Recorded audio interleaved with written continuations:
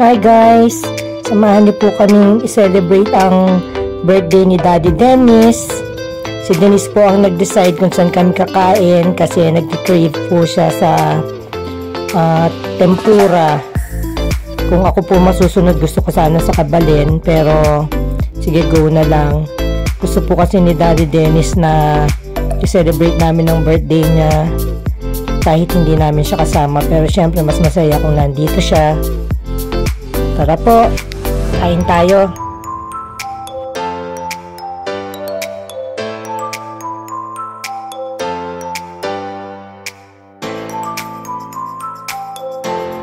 Mas okay po ngayon ang mga food choices kasi nung una po kaming kumain dito,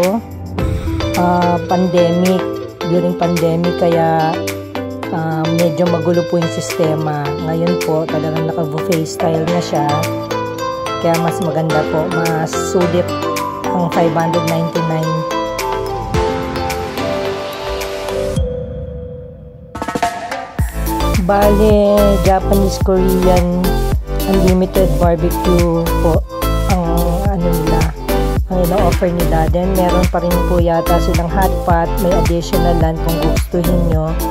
Pero kasi po kami ni Denise, tama na sa amin yan, sobra-sobra na rin po eh.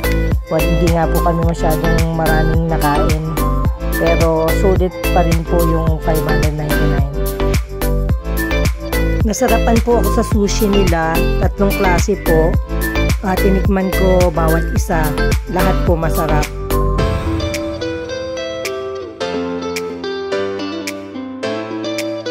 Super happy po si Denise kasi favorite fruits niya yung available today. Then po, once lang po kami nag-grill. Ayan na po yun. Hindi na kami ulit humingi. At ang roast beef po, lulutuin nila upon request.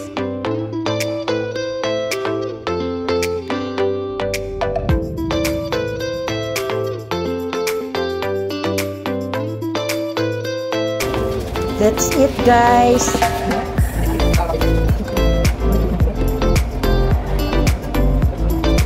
Thank you, honey ko, sa treat mo. We love you. Miss na miss ka na po namin.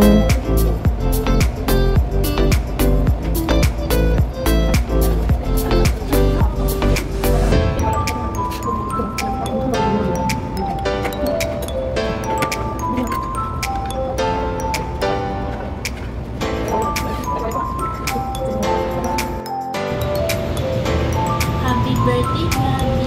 I love you po. Miss you po. God bless